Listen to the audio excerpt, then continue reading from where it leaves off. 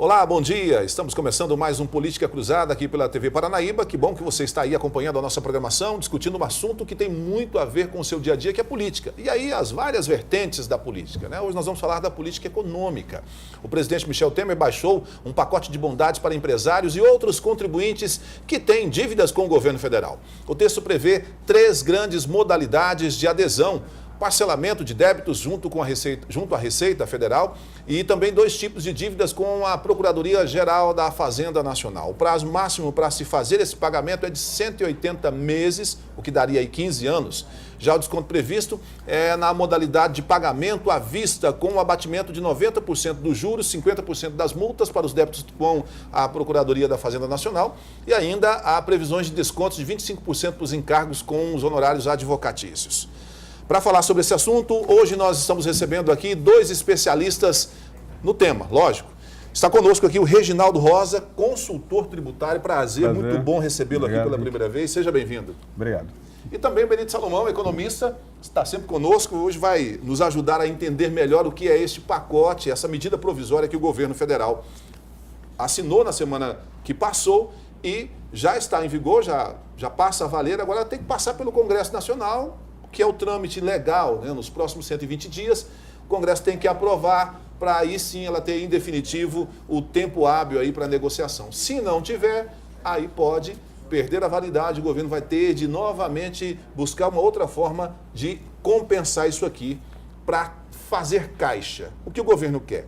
Ele quer receber pelo menos 8 bilhões de reais de dívidas atrasadas. Dívidas que os empresários não conseguiram pagar, dívidas que os contribuintes, não só os empresários, mas outros contribuintes também não conseguiram colocar em dia. E aí, como fazer para receber isso? A gente vai tentar destrinchar isso aqui, deixar mais claro para você entender. Vou começar com você, Reginaldo. O governo federal já tinha feito uma medida provisória semelhante. Perfeito. Que ele havia baixado, publicado, já estava em validade, já estava valendo, né? Mas lá no Congresso Nacional, os deputados fizeram algumas emendas que isso deixou o governo insatisfeito. Ele não queria perdoar juro ou perdoar mais dar desconto, mas numa proporção menor. E aí ele resolveu baixar outra medida. Por que não aquela e agora essa? Henrique, primeiro comentando sobre a anterior, que é a medida 766. Ela entrou em vigor, tá? E os empresários tinham a opção de entrar e de fazer o seu pagamento. Inclusive já trazia muita semelhança com essa medida atual. Nela, o empresário tinha também essa característica de ter que pagar um percentual de 20%. Então, que é o que está estipulado nessa aqui também, né? E já é a primeira confusão, porque eu já paguei, já aderi àquele plano, àquela medida, que durou até agora, tá? Está caindo porque ela não foi aprovada e está sendo reeditada essa. Então, a maioria dos empresários que tinham que pagar, já pagaram. Quem tinha dinheiro, quem tinha cash para efetuar o pagamento. Aproveitou logo? Aproveitou, né? Foi lá, fez o pagamento, tá? E equacionou seus problemas. O prazo era um pouquinho menor, tá? Mas daria para... O problema não estaria no prazo do pagamento, e sim na entrada desses 20%, que é, até certo ponto, bem pesadinho para qualquer empresário nos dias de hoje. Tá? No projeto de lei de conversão da medida provisória, os deputados, senadores foram um pouco mais benevolentes. Eles pensaram um pouco mais do empresariado, né? E flexibilizaram a forma de pagamento. Eles fizeram o pagamento. Primeiro você compensa os créditos que você tem e depois você efetua o pagamento. Nessa medida provisória, o que o pessoal quer, o que o executivo deseja, né? Que ele acha que vai arrecadar. Presidente da República. Né? Que ele acha que vai arrecadar. Você vai efetuar esse pagamento da sua dívida total e depois você compensa seus créditos. Traduzindo, você deve 1 milhão, você vai pegar 200 mil, efetuar o pagamento entre os meses de agosto a dezembro e depois os 800 que sobram, aí você efetua o pagamento. Se você tiver... Podendo compensar com crédito, por exemplo, prejuízo fiscal e base de cálculo negativo de contribuição social. Então, isso para quem tem uma receita inferior a 15 milhões. Então, dívida. Superiores não pode. Tá? Essa expectativa de arrecadação dele aqui de 8 bilhões já seria em cima desses 20% que o pessoal vai pagar aí, porque já que muita gente vai compensar só depois. Só sobre ela, porque o restante é só... O parcelamento, efetivamente, ele começa a partir de janeiro. Para você que está acompanhando, antes do Benito poder falar, e depois o Reginaldo vai traduzir um outro termo aqui que ele utilizou para a gente, é o seguinte, só para ficar mais claro para você, o empresário deve R$1 milhão. Por aquela proposta anterior e por essa também, ele vai poder pegar 20% dessa dívida, parcelar até o fim do ano, né? 6 pagamentos, talvez, 5, 6 pagamentos? 5 pagamentos. 5 pagamentos. Então ele vai pagar 5 parcelas de R$40 mil. Já paga 200 mil. Os 800, se ele tiver algum crédito, que nós vamos explicar de onde vem esse crédito daqui a pouco, ele pode compensar no restante e o que sobrar ele parcela em até 15 anos para poder pagar. Lembrando que não pode ser menor que 15 milhões, né, que o senhor acabou de dizer. Tem que ser menor que 15 milhões. Acima de 15 milhões não tem direito à compensação. Não tem direito a refis, exatamente. Então, vamos lá. Benito Salomão, a receita do governo de fazer levantamento de dinheiro no momento de crise em que ele precisa de recursos, a forma utilizada vai surtir efeito? Eu penso que não, Rick. Eu penso que o alcance dessa medida é modesto. Primeiro porque nós estamos falando aqui, no caso do governo federal, de um orçamento total de 1 tri. Né? Então, ainda que se arrecade 100% dos 8 bi previstos com essa medida, ele refresca pouco em termos de geração de superávit primário, que é aquela economia que o governo faz para pagamento de juros da dívida pública. Então, para esse ano, que o déficit esperado é de 134 bilhões.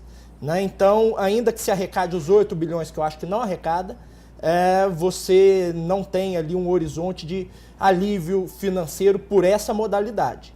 Né? Porque, e ainda que tivesse, é interessante você pensar o quê? O nosso problema fiscal, ele pode ser dividido em duas faces, né? A face do estoque, que são esses 135, 134 bilhões de reais previstos para esse ano, e a face do fluxo, que é a evolução desse déficit ao longo dos próximos anos. Né? Então, o crescimento dele, né? Esse projeto de refis que prevê arrecadar 8 bilhões, e pode ser que o alcance disso seja arrecadar menos da metade disso, 3 bilhões talvez, porque as empresas passam por uma crise financeira, uma crise de liquidez muito grande, ele ataca o estoque, mas ele não ataca o fluxo. Então, em termos de fluxo, se o governo não fizer uma compensação pelo lado dos gastos públicos, e a reforma da Previdência pode ser muito importante, o refis ele não vai adiantar e pode gerar um efeito colateral perigoso. Deixa eu tentar traduzir um pouco, porque ficou muito economês. Vamos lá. Por um lado, ele tem que economizar, o governo federal tem que economizar recursos para esse pagamento. E também tem que economizar pelo lado do gasto. Ele tem que reduzir, porque esse gasto ele continua crescente. O governo não tem estancado isso. Isso, ele não consegue estancar porque ele é obrigado a aumentar por força de lei. Então não adianta fazer esse refis, ter um dinheiro agora, se ele não consegue controlar de lá, porque o gasto vai continuar subindo, a tendência, e isso impede o mercado de girar, dificuldade para os empresários novamente. O refis, ele é um paliativo, em primeiro lugar. Mas ele é um programa que, se ele for bem sucedido e os 8 bilhões previstos forem arrecadados, que é uma hipótese questionável, você ataca o estoque de déficit para esse ano de 2017. Mas você não ataca o fluxo. Você não ataca o fluxo, porque você arrecada os 8 bilhões, mas como a sua despesa ela continua crescendo no horizonte do tempo, você vai ter problema no ano que vem, no próximo e no próximo. Joia. Então, o refis, se ele for bem sucedido, ele reduz o estoque. Mas nada garante, porque as empresas hoje elas passam por uma crise de liquidez. A inadimplência nas pessoas jurídicas, com o setor bancário, com dívidas trabalhistas e com o próprio governo, ela está muito elevada. Tudo isso em decorrência da crise? Tudo isso em decorrência de uma crise que completa 3 anos. Começou no segundo trimestre de 2014 e permanece. Então, o governo ele tenta, ali, de alguma forma, tentar gerar recursos de todas as fontes para poder fechar o caixa, né? E essa é uma tentativa. Eu acredito que o alcance disso é pequeno e pode gerar um efeito colateral perigoso, que é criar no contribuinte, aquele que está adimplente, a sensação de que regras de parcelamento vantajosas em prazos extensos, sem multa e sem juros, pode despertar no contribuinte aquela sensação, aquele risco moral, vamos dizer assim. Ele deixa de contribuir, se torna inadimplente para poder depois parcelar isso aí em uma situação de mais conforto e mais alívio. Ou seja, mais gente vai deixar de pagar esperando refis futuros, o governo vai deixar de arrecadar e a despesa dele continua crescendo. É aquilo que você traduziu agora há pouco. E até complementando, essa regra, esse parcelamento, ele também é válido para os parcelamentos ativos. Imaginamos então, alguém que fez um parcelamento, o qual não obteve desconto. Exatamente. Ele pode refazer agora e obter o desconto.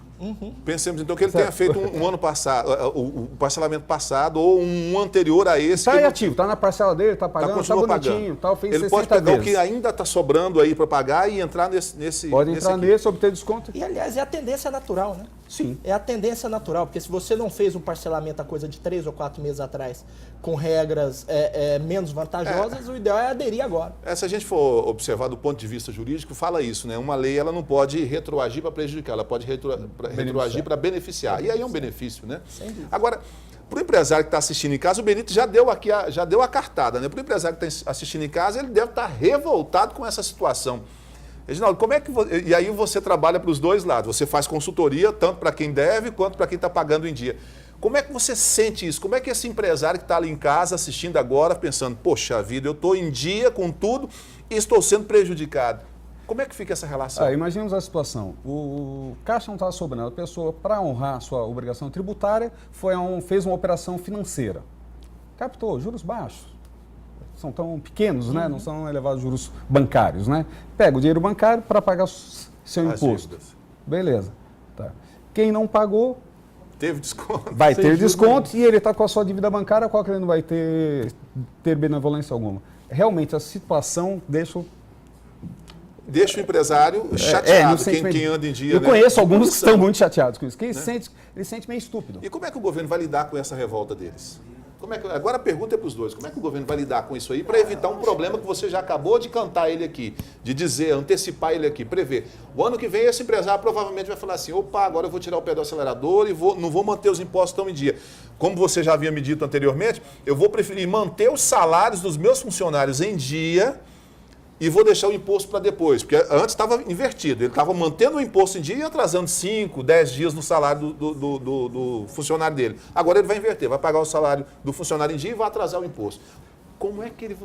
Nós estamos em 2017, desde 2000 nós tivemos 16, complementando com essa, são 17 formas de parcelamento. Tá? Então tem PROEC, os nomes são PROEC, são diversos.